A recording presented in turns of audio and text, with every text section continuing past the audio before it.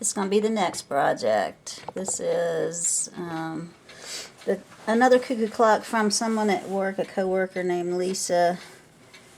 I had worked on her musical cuckoo, that Bachmeyer and Klimmer, and she had this that her husband got when they got married about 20 years ago that he got for her, and it's got the little parents feeding the baby birds, and she said it would run, but it wouldn't stay running, and I said, yeah, it probably needs to be serviced after 20 years. It's never been oiled or cleaned or anything like that, so we're going to check it out. So the owner of the clock said it would run, but it wouldn't stay running, so I thought I would check it out and see what it would do.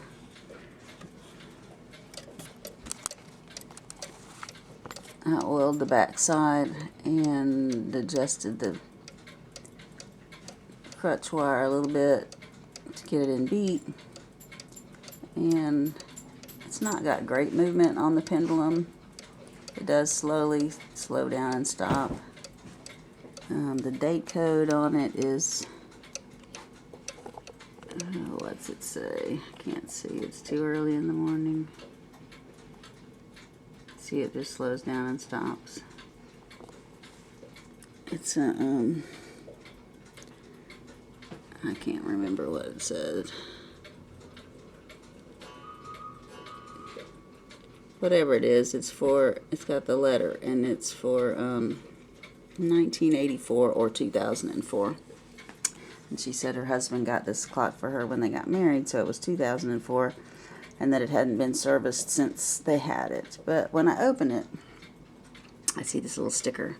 And the other clock she gave me had the same little sticker. I didn't really understand what it meant, but now I do. If that's the maker, the person who cleaned is CH, and it says 9/10 September of 2010, and it says COA, clean, oil, and adjust.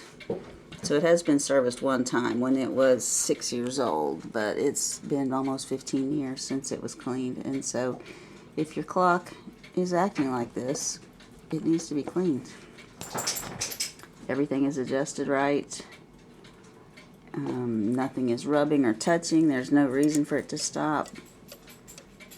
But it just slowly slows down and stops, and it's just dirty. It's just got too much crud in the pivot holes. It's too much resistance. It can't overcome it with this amount of weight. If you wanted to go up on the weights, it would keep running for a while longer, but it needs to be cleaned. So I'm going to take it out of there and get it cleaned. And from what the person that put the sticker in her other clock did, he just dunked it and oiled it. So I'm going to find junk up in there. I'm going to take it all apart. It's just about to stop again. And one thing that tells you it's the newer clock is it's got a little shut off. It's kind of down in my little stand. You can't see it, but it's the on and off. It tells you which way to go. And I said, well, there's no lever on the side. Why do they have that sticker on there? And I thought that this little black thing down here was in case you needed to bump the hour up to another hour, but it's not. It's a little shut off. When I push it up and down, it's the nighttime shut off. So I took the bellows out. They weren't too bad to get slipped off of these things. I opened the little ends of the lift wires, and I was able to finagle the bellows wire off of the end of these birdies and get it out of there. And so I was taking the ends of the chains off, and I thought this one was pretty interesting. I don't know why. It apparently came off at some point, and this was their fix, was to put some wire through the two of them instead of opening one of the rings up and putting it back on. I wondered why this was on here. When I got it, it was kind of like holding the chains, so I thought, okay, they just put something there to secure the chains, but no, it was how this was put on. So we'll put that back on properly.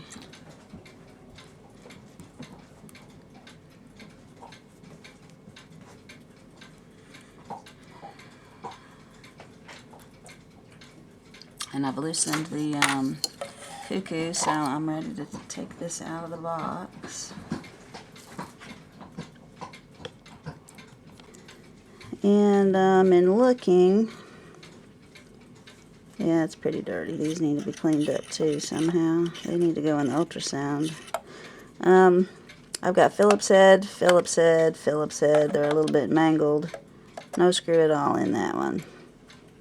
So, just like the other clock that this person worked on for these people,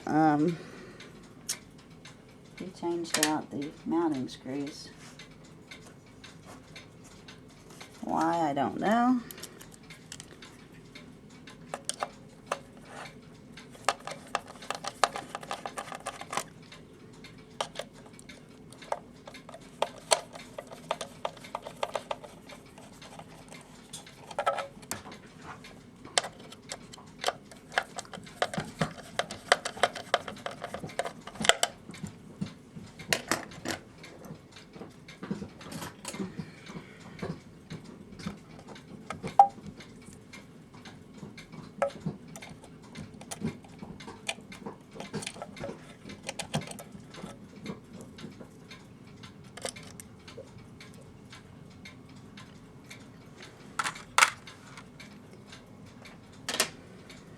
Okay, let's get these little arms down.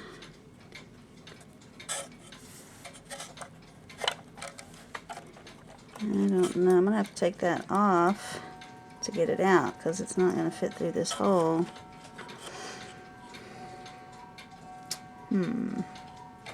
Okay.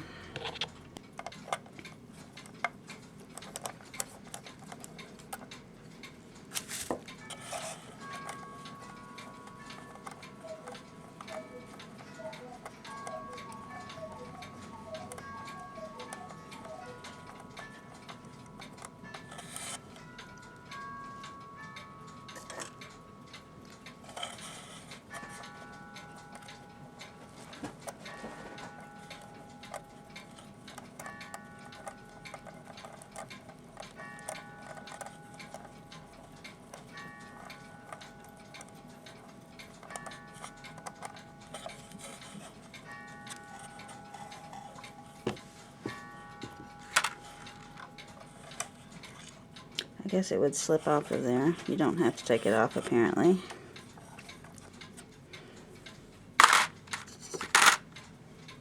There's a little washer under it, 2 washers under it, 1 spacer, 1 little bent washer. It's not flat, it's a little pressure washer.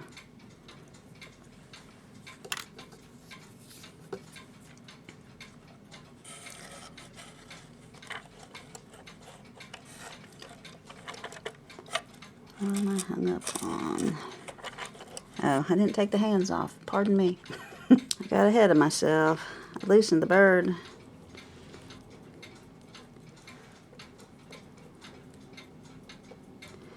These are, this clock is painted really uniquely. These are white plastic hands that have been painted gold.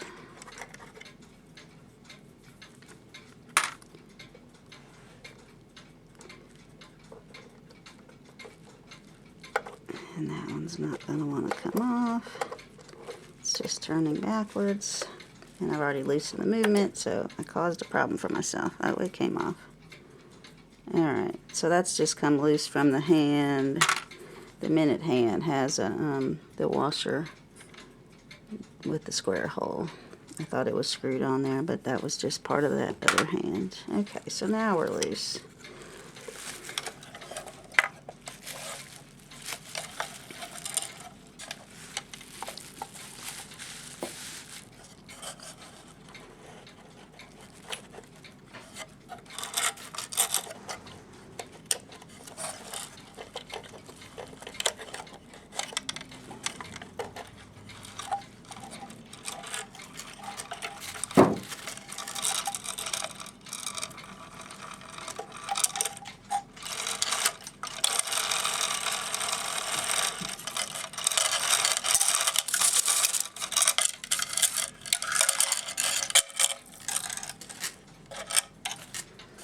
So we will get this all cleaned up.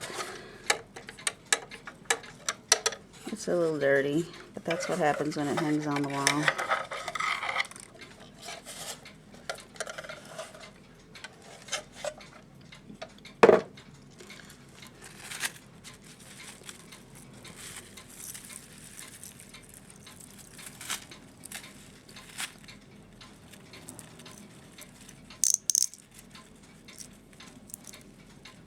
Wow.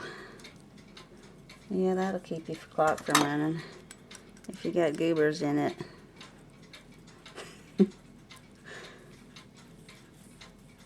She said this hangs by her front door, so it's amazing what junk gets pulled in with these chains. Okay, I took the chains off and I'm just looking at it, and it's got so much stuff stuck in there all around, everywhere. So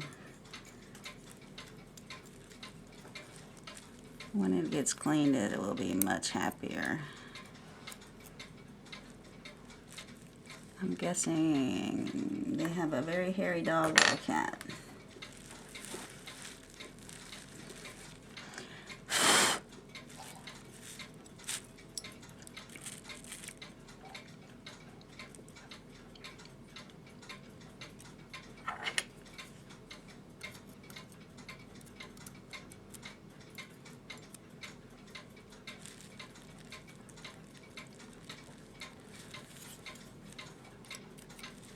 It's just kind of everywhere in there.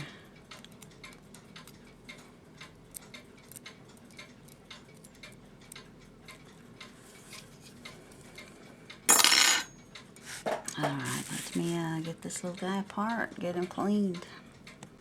For some reason there's a huge Phillips head screw right here. Obviously not original.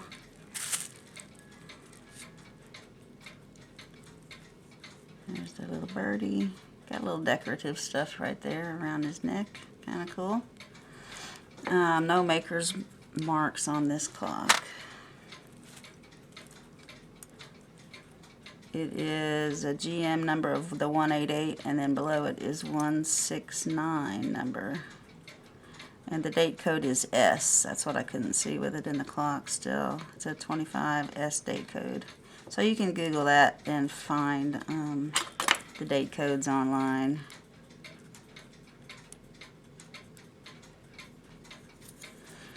But with the bird out of the way, I could see there's like clumps of hair around my verge and escapement wheel. So that's definitely gonna make your clock not keep running.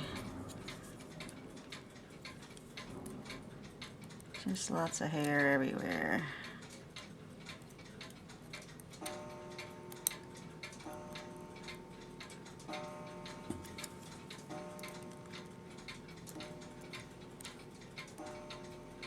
So I will pre-wash this in my old clock solution and swish it around before I take it apart and put it in my clean clock solution, just to keep the new solution a little fresher.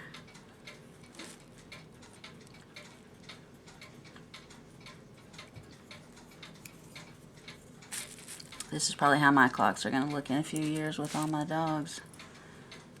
But I don't know, dog hair is not this soft and fluffy. I'm guessing this is cat hair.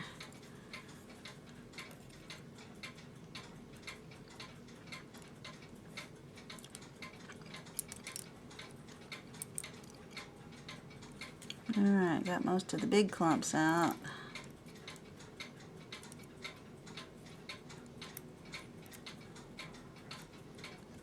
Oh, there's some more.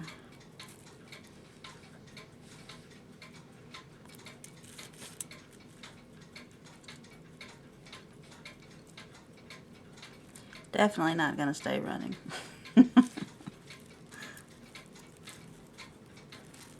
There, everywhere. Okay. I'm gonna go wash this up. Just wanted to show you on the magnifier, after I pulled out the clumps, I could see how much fuzz and stuff is still all around that escapement wheel. This is definitely the fuzziest clock I've worked on.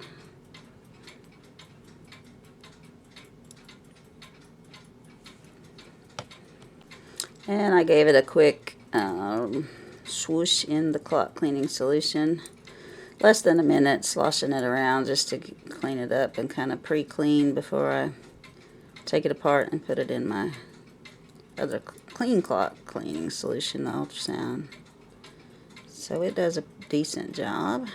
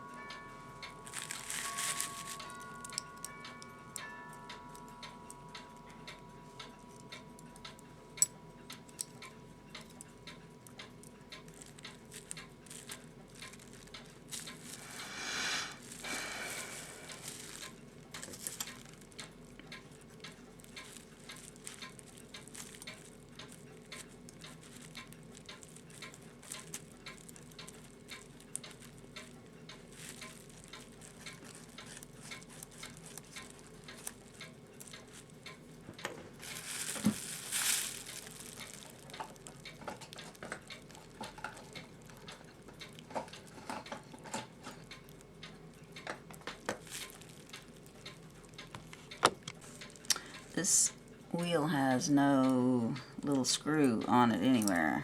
It's apparently just press fitted on there. So I'm going to take it apart without taking that off. I have tried with my little crow's foot to lift it. It does not want to come.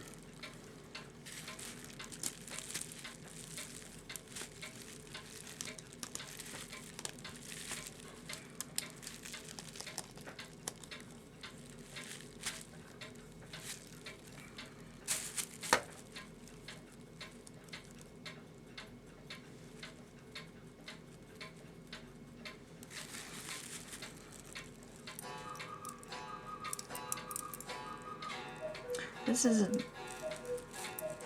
a different Regula movement because it doesn't have the hateful little lobster claw clasps on it back here. It's got the regular E-clip here and then one inside like Hubert Hurd does. And there's a spring with one of those little clips inside here. One out there, one in here. That's unusual.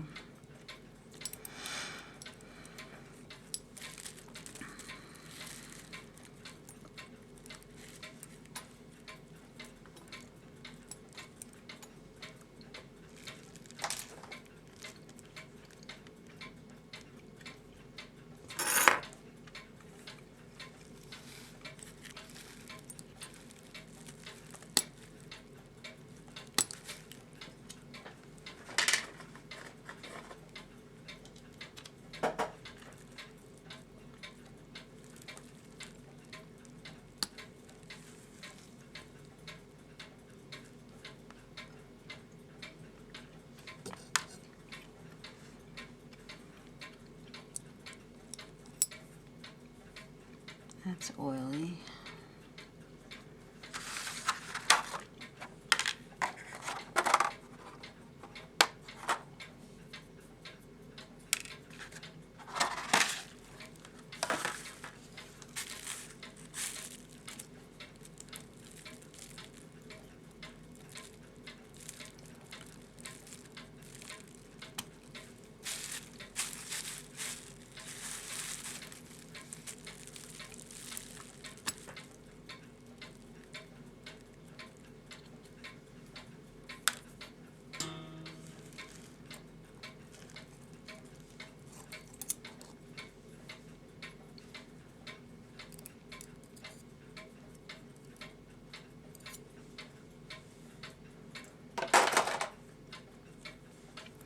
Plastic intermediate wheel. And more fuzzies.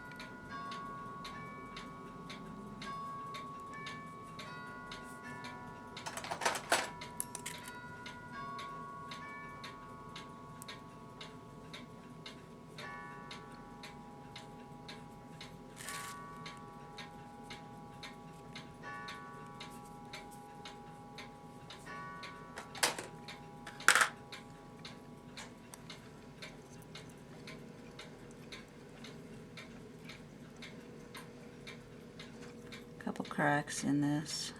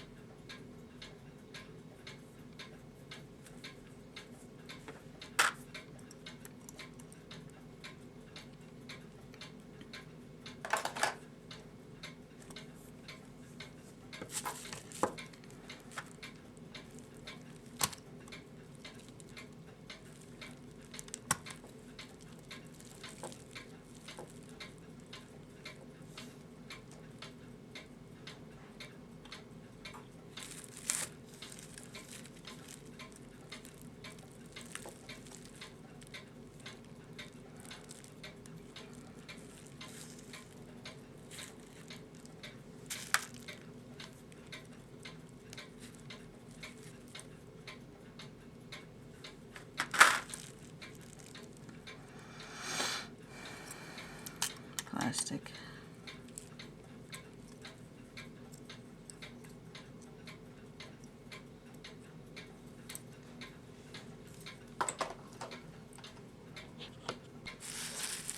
I've cleaned out the holes with the toothpicks and started to put it back together, but I've got those two little cracks on here, and I do have a replacement one, so I'm going to go ahead and change it out.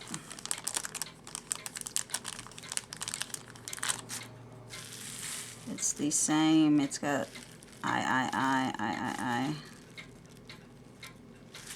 Time Savers 20921. It says it's for a 20, regular 25 for the time side ratchet. And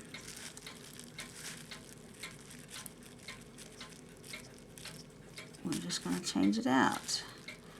If it was my clock, I wouldn't worry about it, because I could change it whenever I needed to, but since it's for someone else, I'm going to put a new one on.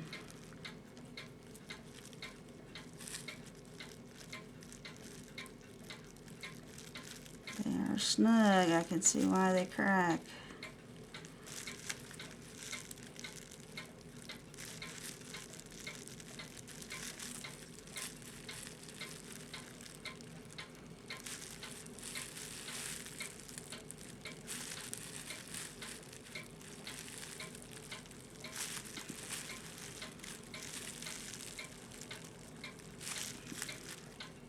I think it's got to go a little tiny bit more.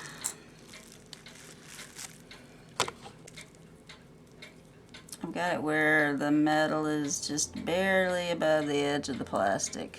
And then I tried it in my plate, and seems to mesh well.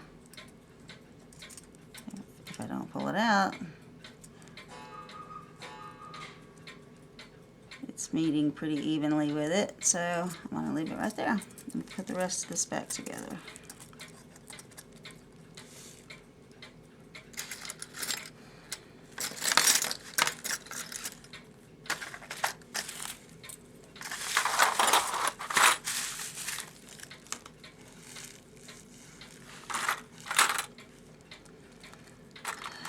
Okay, for those of you who have mixed all your parts up, like mine are just all jumbled together here, I'll show you.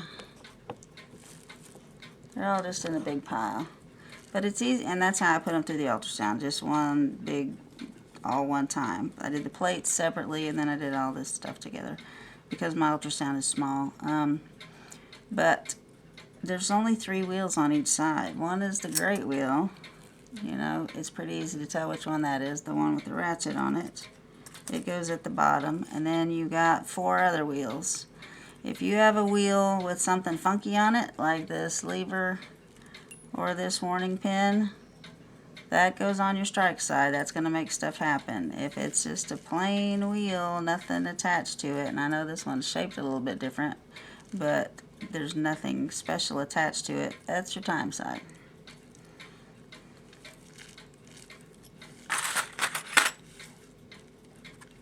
Alright, I've got the other pieces set in. We'll see how this goes back together, how easily.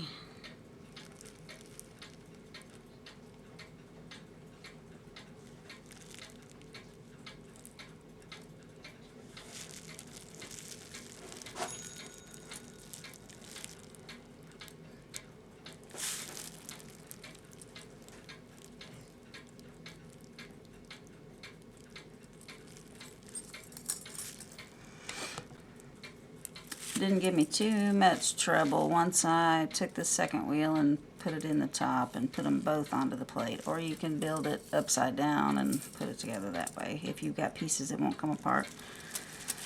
Doesn't happen very often, but some movements, yes, you have to build them upside down when you put them back together. So I've got these 3 nuts on. This 4th one has the bushing, if I can catch it, a little bushing, and then this wavy washer.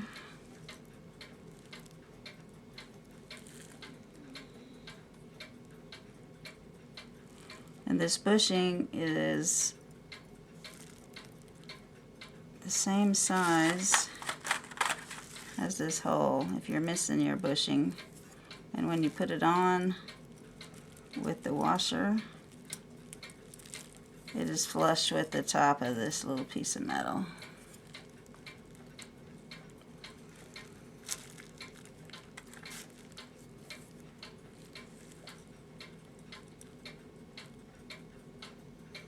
I don't think I want to put that on yet because it's going to make it hard to put this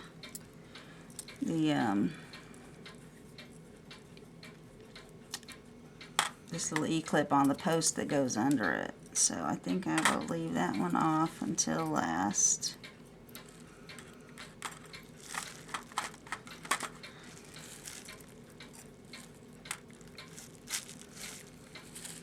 And put the things back on the front. 2 levers back on. This was no problem. You slip this one through the front plate, put the spring on it, put the E-clip on it, slip it through the back plate, put the other E-clip on. And that limits your end shake. And then this E-clip for this lever goes on the inside of this plate down here and gives you the right amount of end shake. There's a little groove in the post, and I like that a whole lot better than those lobster claw ones on the back, and you're trying to get the right amount of end shake. Like this is built into it. It's cut on there. It's going to be right. Alright, so a little function test.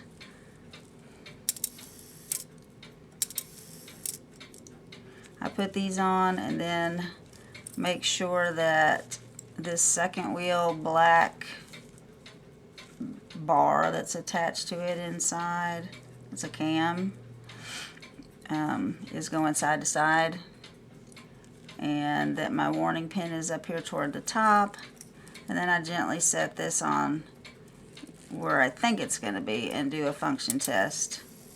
And then I had to turn it just a tiny little bit, get it seated down in there good, then I could tap it on there. So it should go around one time and shut off. And you're checking to make sure your little guy here is moving too, because you want your bird to come out and go back in. You want it to come out and go back in. So that's the things you're checking with the function test at this point. On to more pieces. Luckily this piece was not broken because I don't think I had another one of these. I did order 2 of those wheels from Time Savers of the 2 different varieties, but I don't think that may be the other one. I think I got both. Let me check. I just gotta be curious now that I thought about it.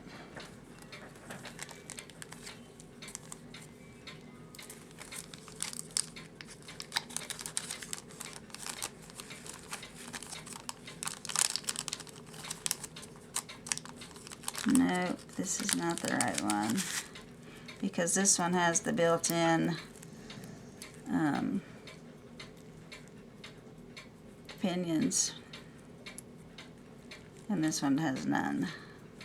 So if you're if your intermediate wheel is cracked, you're going to have to make a repair on it or find a new one, because I didn't see that carried at Time Savers. It may. I wasn't specifically looking for it.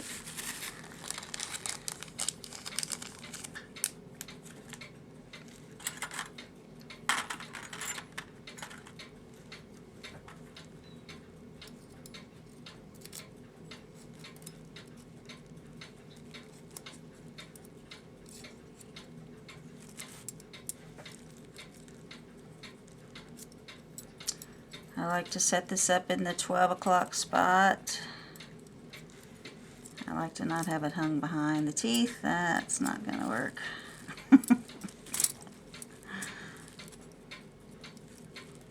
Okay, now we're back there behind it.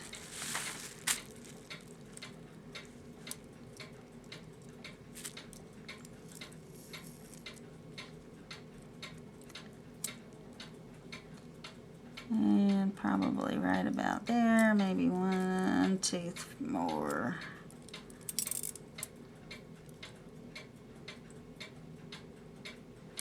To the left. Let's see.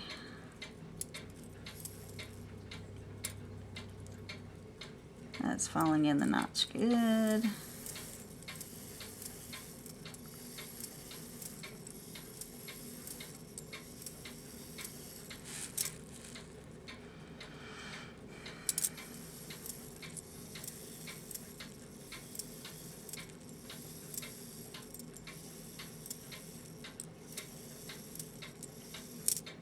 I gotta count that again. I counted 11.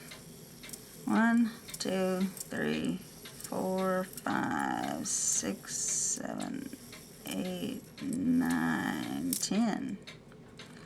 What's going on?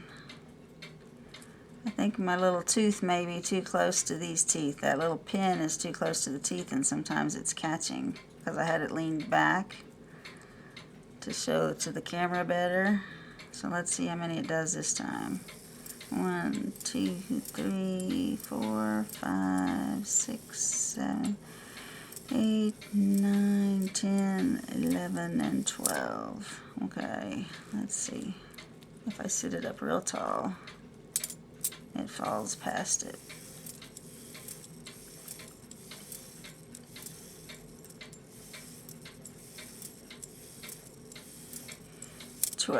So if it was not letting it fall past, you can bend this pin away from the teeth just a little bit. Because it should be able to pass it easily when it is locked. You want it to be able to fall past it easily.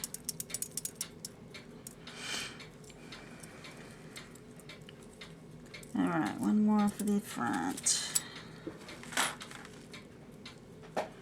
And then I'll get the stuff on the back. So now that I've put this last little piece on, I want to show you how this nighttime shutoff lever works. That's the lift lock lever that has a spring and an E-clip and an E-clip. And then this is your shutoff right here. And when your little stick pushes this up, you're pushing down on the whole thing, compressing the spring right there. And what you're doing is pushing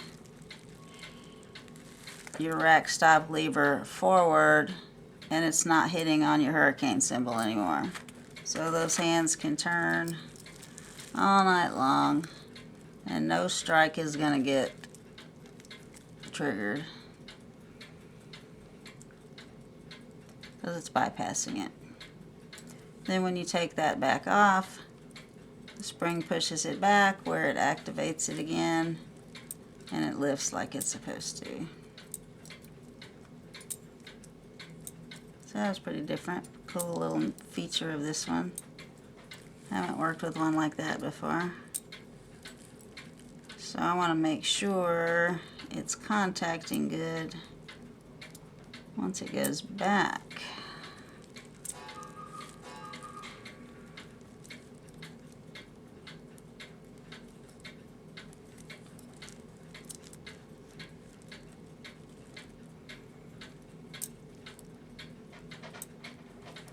looks good. Hitting nice and centered when it comes back. If you make sure it's all the way back, like it could be part way back, you're gonna have trouble. You gotta make sure it's all the way. So this lever's gonna have to be pulled all the way down, not part way. They don't shut them off at night anyway. She likes her cuckoos going at night just like I do, so they won't use that lever, but it's good to know that it works right. I'm gonna get the bellows lift wires and the hammer back on here and get the case cleaned up next. Here's a unique idea. If you strip out the screw, because obviously this, I said when I took this off, this was not the original screw because it's a Phillips head, and when I went to put it back on, it wouldn't go on, and that's because there's a nut on the end of that. This is a screw and a nut that someone put in there to hold it to the bird post. So if you strip out your threads on this, I guess here's an idea you can try. If you could find a little nut and bolt to go through that hole. And this is a much happier movement on the test stand. I've just got it, the weights on it, and I put the hands on it just to make sure the hands are going to move since I changed that wheel on the, let me get that light out of your eyes. I changed that wheel so they're already moving. I put them on at 12 o'clock, but I'm going to let it run for a while. Yep, it just stopped. Maybe I bumped something. I don't know. I'm not going to rush this and try to get it back to her when I go to work tomorrow. I will keep it on the test stand for a couple days. Make sure it's going to work right. I put the movement back in, the bellows, hook the bellows wires, birdie things back up. It's on the test stand now all together.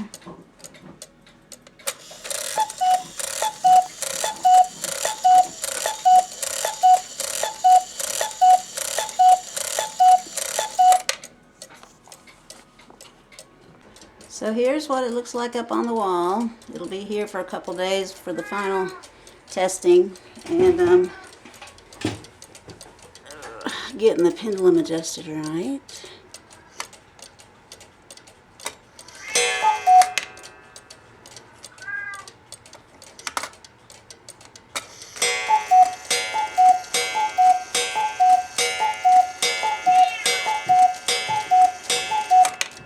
So all's looking good. I'll get it back to her in a few days and make sure everything's going to be right. Thanks for watching. Leave me some comments. Love this clock.